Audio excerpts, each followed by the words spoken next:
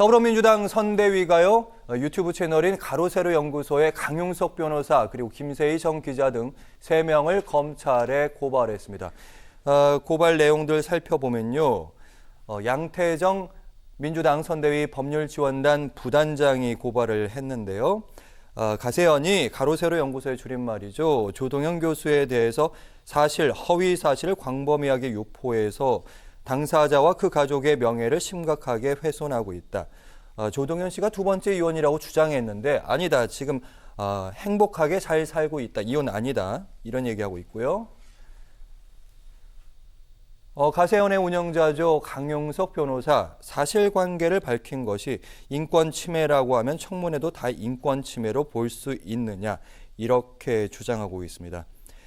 사실 명예훼손죄라고 하면 다수에게 허위 사실이든 진실이든요, 이런 걸 유포해서 명예를 떨어뜨리면 성립하는 그런 죄라고 알려졌는데 가세연의 주장도 여기에 해당할 수 있다고 봐야 됩니까? 가세연 주장은 제 개인적으로는 좀 해당되기 어려울 것 같습니다. 이게 이제 가세연 주장대로 가려면 가세연이 지금 얘기하는 게 법적으로는 청문회나 이런 것들 같은 경우에는 사실을 얘기하는 것이 오로지 진실을, 공공의 이익과 진실한 내용, 공공의 이익을 위해서 말하는 것이 되어야 되는데 지금 문제가 되는 이 내용들이 진실인지 여부에 대해서 지금 공방이 좀 있는 것으로 알고 있고, 또 가세연이 지금 얘기한 것들이 오로지 공공의 이익을 위한 것인가, 오히려 반대로 지금 자기들이 이익이나 비방 목적이 있는 게 아닌가라는 의문을 지금 사실 사람들이 품고 있고, 그것 때문에 민주당이 또 문제를 삼고 있는 것처럼 보이거든요. 예. 만약에 정보통신망을 이용해서 비방 목적으로 명예훼손한 경우에는 정보통신망법 70조에 의해서 가중처벌됩니다. 그래서 70조 1항은 비방의 목적으로 진실을 적시했을 경우, 진실을 공연히 적시했을 경우에는 3년 이하 또는 3천만 원 이하의 벌금으로 처벌하게 돼 있고, 진실일 때도요? 네, 진실일 때도. 만약에 거짓일 경우에는 7년 이하의 징역 또는 이제 징역, 그다음에 5천만 원 이하의 벌금, 그리고 10년 이하의 자격정지도 부과할 수 있습니다. 그래서 상당히 무겁게 처벌되는 범죄거든요. 그래서 이게 지금 수사가 어떻게 진행되냐에 따라서, 그다음에 이 내용이 어디까지가 진실인지 어디까지가 거짓인지 밝혀짐에 따라서 중하게 처벌받을 수 있는 상황입니다. 네, 과연 공공의 이익이냐, 이 부분도 분명히 따질 것 같은데 어쨌든 사건은 이제 검찰로 넘어갔고요. 법정에서 다툼이 이어질 것으로 보입니다.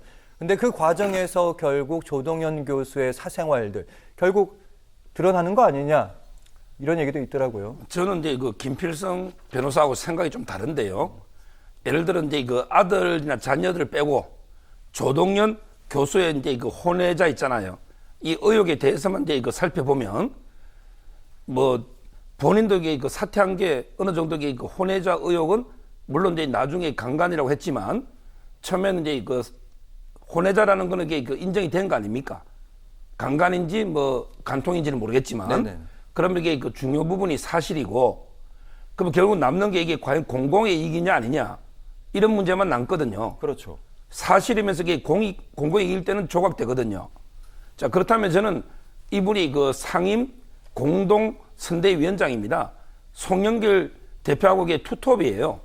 그러면 이게 저는 상당히 공인으로 봐야 되고요. 그리고 이제 그 당시는 간통죄가 있을 때죠.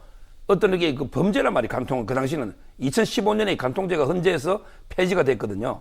따라서 이제 어떤 게 범죄 행위든 아니면 이게 부도덕한 행위든, 예. 공인이라면 이게 저는 검증의 대상이 되는 게 아닌가, 이렇게 저는 봅니다. 예를 들어 이게 공직 후보자만 검증하는 게 아니고 어떤 게 공동선대위원장도 공인으로 봐야 돼요. 또는 이게 공직 후보자의 부인이 있잖아요. 그러면 예를 들어 김건희 씨 있죠. 윤석열 후보의 부인 김건희. 이분이 이게 공인입니까? 공직 후보자는 아니죠? 근데 후보자의 부인이에요? 그러면 이게 김건희 씨가 과거에 동거를 했다. 또는 이게 과거에 룸살롱의 줄리로 일했다. 이거 검증하잖아요. 여당에서도 이게 계속 공격하고 있지 않습니까?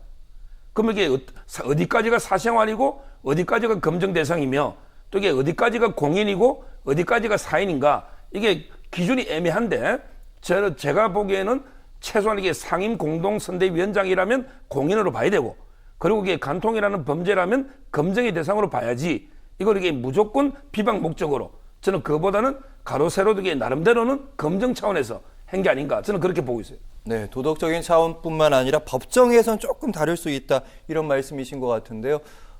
이와 더불어서 조 전 위원장의 자녀의 명예훼손에 대해서는 따로 좀 짚어볼 필요가 있습니다. 지금까지는 조동현 교수에 대해서 주로 짚어보긴 했는데 일단 민주당은요. 가로세로 연구소 조동현 교수의 자녀의 실명, 생년월일, 모자이크 처리된 사진을 공개해서 정상적인 학교 생활을 불가능하게 했다 이런 입장을 밝혔고요. 강용석 변호사는요. 새 4살 때 사진에서 눈 가린 게 무슨 공격인가. 오래전 한 6년 전 사진이라 이런 거죠. 아이들은 다 비슷하게 생겨서 못 알아본다 뭐 이런 얘기인 것 같은데 뭐 가세현 주장이 맞든 아니든 결국에는 뭐 아이들 영상을 유튜브에 버젓이 올린 이 부분 아이들이 걸린 문제이기 때문에 이 부분 좀 부적절한 거 아닌가요? 그렇습니다. 바로 이제 그 조동현 본인하고는 달리 보는 게 아이들은 이제 전혀 공인도 아니고 전혀 이게 아이들이 무슨 책임이 있고 잘못이 있겠습니까? 근데 그 아무리 어릴 때 사진을 하더라도요 이름이라든지 또는 이제 나이가 노잖아요. 나이가 그렇다면 이게 그 금방 이게 그 특정이 가능하거든요. 그렇다면 이게 과연 아이가 정상적으로 성장할 수 있을까? 그렇죠. 상당히 걱정이 됩니다. 예. 따라서 이 부분은 저는 이제 가로세로가 좀 과했다. 이 부분에 대해서는 책임을 져야 된다. 이래 봅니다. 네. 아무래도 이제 법정 다툼이 계속 이어질 텐데 이 부분에 대해서는 가로세로 연구소가 이제 법정에서 어떤 진술을 하거나 주장을 할 때 이 부분은 분명히 아이들 문제가 얽혀져 있는 문제이기 때문에 이 부분 불리하게 작용하지 않습니까? 뭐 아이들 부분은 말씀하신 것처럼 사실 문제가 될 가능성이 충분히 있고요. 뭐 이제 저는 이제 조동현 교수에 관한 문제인 경우에도 저는 이제 비방 목적이 인정될 가능성은 충분히 있다고 봅니다. 이제 가로세로 연구소가 뭐 그동안 이제 무슨 뭐 진실한 그런 내용들을 탐사 보도하면서 그런 것들을 파헤쳐온 기관이라고 언론 기관이라고 보면 좀 문제가 있고요, 사실. 그 전에 그런 행보들이나 이런 것들이 있었고 그 후에 행보들이나 이런 것들 볼 때도 상당히 좀 그런 공익을 위해서 한다고 보기엔 좀 어려운 부분이 있지 않을까 싶은 생각이 들어서 그리고 지금 현재 지금 진행되고 있는 모습들 이런 것들을 보면 여전히 이제 조동현 교수에 대해서 초반에 잘 몰랐던 게 아닌가 싶은 생각이 있을지 모르겠는데 나중에 이후의 행동들을 보면 여전히 이제 조동현 교수가 관계된 내용들을 계속 상업적으로 이용하는 모습들을 보이고 있거든요. 그래서 저는 조동현 교수에 관련된 내용도 충분히 처벌 가능하지 않을까라는 생각은 있고요. 뭐 어찌되었든 이게 만약에 비방 목적이 인정이 되고 그 다음에 적시한 내용들이 허위로 인정돼서 가장 중하게 처벌될 경우에는 10년 이상으로 처벌될 수도 있습니다. 그래서 상당히 무겁게 처벌될 가능성은 있는데 예. 다만 이제까지 그 가로세로 연구소가 그동안 그 형사처벌이나 이런 것들에 있어서 상당히 잘 피해왔단 말이에요. 그렇죠. 그래서 그 이유가 무엇인지에 대해서는 여러 가지 이제 의문들이 있습니다만 그래서 이게 정말 법정에서 어떻게 진행이 될지는 좀 지켜볼 필요는 있습니다. 근데 제 개인적으로는 그동안 가로세로 연구소가 너무 좀 많은 이제 그런 부작용들이나 잡음들을 일으켜왔고 그것 때문에 사실 피해본 사람들도 많았고 했기 때문에 이번 기회에 좀 법이나 이런 것들이 정확하게 좀 적용이 돼서 앞으로 좀 이런 일들이 특히 아이들 생각을 하면 이런 것 아이들 대상으로 이런 것까지 벌어지는 일은 좀 앞으로 없어야 되는 게 아닌가 이런 생각이 좀 듭니다. 네. 뭐 말씀을 계속 읽다 보면 사실 법정에서는 내 말이 맞고 상대방이 틀리다 서로가 입장을 내야 되고 입증을 해야 될 텐데 가세현은 일단 나름 자신이 있는 것으로 보입니다. 뭐 조동현 씨 전 남편에 관련된 자료도 좀 받는 것 같고요. 여러 가지 증언들도 좀 얘기하는 거고 나중에 혹시 법정에 가가지고 나는 이렇게 믿을 수밖에 없었다라고 주장한다면 법원이 좀 다르게 판단하지 않을까요? 그러니까 이제 그게 이제 이슈가 될 수 있습니다. 좀 약간 좀 법리 설명을 드리면 원래 이제 남한테 이렇게 얘기하는 걸 들었다라는 그러니까 이런 걸 전문 진술이라고 합니다. 전문 진술. 남한테 들었다는 진술인데요. 그런 진술들 같은 경우에 이게 일반 사건의 공소 사실, 그러니까 범죄 사실이 성립 여부를 판단하는데 그것이 문제가 될 경우에는 전문 법칙이라는 게 적용이 돼서 남한테 들은 내용을 그냥 난 이렇게 들었는데 라고 한 내용들이 그냥 증거로 쓸 수는 없어요. 근데 이거는 그 문제가 아니라 지금 아까 이제 결국 강용석 입장에서는 가로세로 연구소 입장에서는 뭐를 이제 입증을 해야 되는 거냐면 내가 이거를 공공의 이익으로 위해서 진실을 믿고 공공을 이익을 위해서 말을 했다라는 걸 이걸 입증을 법원에서 법정에서 보여야 되는 것이거든요. 네. 근데 그런데 사용되는 증거는 전문 법칙에 정되지 않는다는 게 판례입니다. 그러니까 내가 뭐 예를 들어 여기서 들었다 그런 것들에 대해서 뭐 들었다는 내용들 이런 것들이 충분히 확보하고 있으면 그러면 뭐 제가 아까 서정호 변호사님 말씀하셨던 것처럼 적어도 그 조동현 교수에 관해서는 그런 증거들이나 이런 것들 통해서 이거 그렇게 진실을 믿을 만한 상황이었네라고 판단됐을 가능성이 있습니다. 물론 그 경우에도 이제 법원이 법리적으로 비방할 목적과 진실을 별도의 입증 사실로 보거든요. 예. 그래서 그걸 진실이라고 믿었다고 하더라도 비방할 목적이 인정이 되면 70조 1항이 성립을 합니다. 그래서 그걸 따로 봐야 되긴 하는데 이게 정말 가로세로 연구소가 지금 자기들이 처음 얘기했던 내용들을 진실로 믿었는지 여부에 대해서는 지금 얘기했던 이런 것들이 가로세로 연구소가 얼마나 준비해놓고 확보했는지가 법정에서 중요한 이슈는 될 것처럼 보입니다. 네, 일단 조동현 교수는요, 입장을 발표해서 원치 않은 성폭력에 의한 그런 임신이었다. 그리고 관련 증거도 가지고 있다, 이런 입장을 밝히고 있습니다. 사실은 그 사건이 혹시 있었다면 오래전 사건이라서 이게 입증하기, 관련 증거를 제출하기가 좀 쉽지 않지 않을까? 어떤 증거를 내야 됩니까? 아마 저도 이게 그 성폭력 증거가 10년이 지났거든요. 이미 공소시효가 10년이에요. 그렇기 때문에 지금 이게 고발해봤자 수사가 안 됩니다. 강간죄의 공소시효는 10년이에요.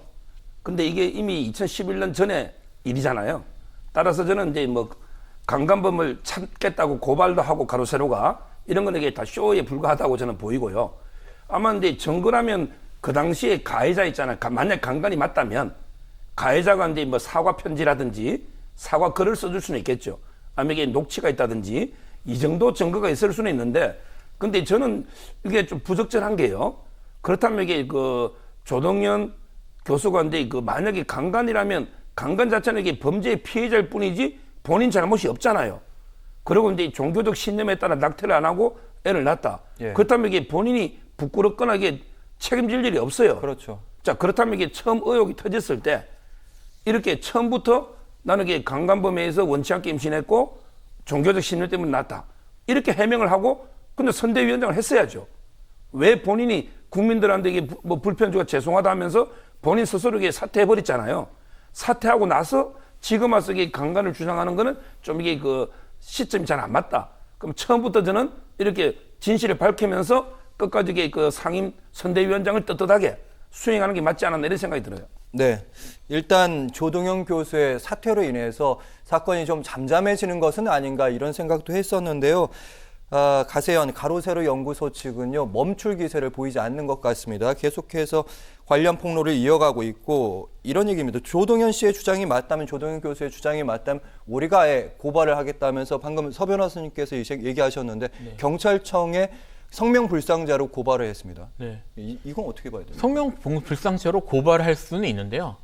말씀하신 것처럼 지금 이 고발 행위가 적절한 것인지 여부는 전 좀 의문이고요. 물론 고발할 수는 있습니다. 예. 그러니까 이제 이게 친부죄가 아니고 더 이상 친부죄가 아니기 때문에 고발하는 건 가능한데 법적으로는요? 네, 법적으로는 가능하고 고발권 행사 자체는